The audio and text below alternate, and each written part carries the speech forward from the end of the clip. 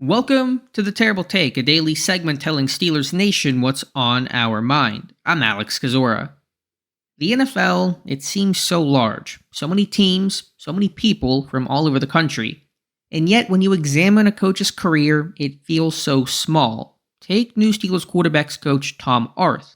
On paper, you might look at a guy who played quarterback at D3 John Carroll, coached there, and then became the head coach at UT Chattanooga and Akron and wonder how he fell up into the NFL. The answer is John Carroll in the surrounding Cleveland suburbs is a football hotbed. A star quarterback at John Carroll in the early 2000s, the Indianapolis Colts were one of the teams scouting Arth. One of their scouts at the time was Tom Telesco, who would go on to become the Chargers' longtime GM.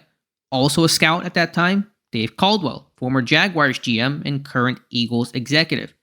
Bill Polian, the Colts then GM, did not attend John Carroll, but his two sons did, one of which, Brian Polian, now serves as the school's AD. The Colts signed Arth as an undrafted free agent in 2003, cementing connections he still has today.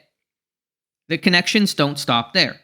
Arth went to the same high school as Arizona Cardinals head coach Jonathan Gannon and former Atlanta Falcons OC Dave Ragone, all attending St. Ignatius, just outside Cleveland. While the head coach at John Carroll, Arth attempted to hire Gannon to his coaching staff. When that fell through, he turned to Ragone for a recommendation. Ragone told him to hire Brandon Staley, who went to Perry High School less than 40 miles away.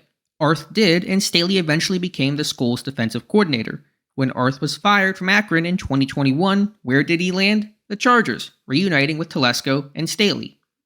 Other NFL coaches and execs with ties to John Carroll? Josh McDaniels played wide receiver there, graduating a year before Arth arrived. And longtime Patriot and short-time Raiders GM Dave Ziegler attended school there, as did former Houston Texans GM Nick Caserio. In fact, Arth was the quarterback who replaced Caserio after he graduated. That's 9 people who became coordinators, head coaches, or GMs, all with ties to tiny John Carroll, a D3 school with an enrollment of around 3,000 students, or the immediate surrounding Cleveland area. Maybe that's not always a good thing, not all those names have been successful, but it's fascinating to connect the football dots. It's rare for any coach to truly come out of nowhere.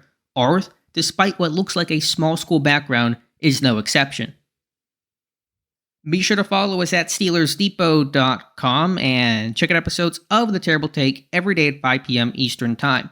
And check out the Terrible Podcast with myself and Dave Bryan every Monday, Wednesday, and Friday.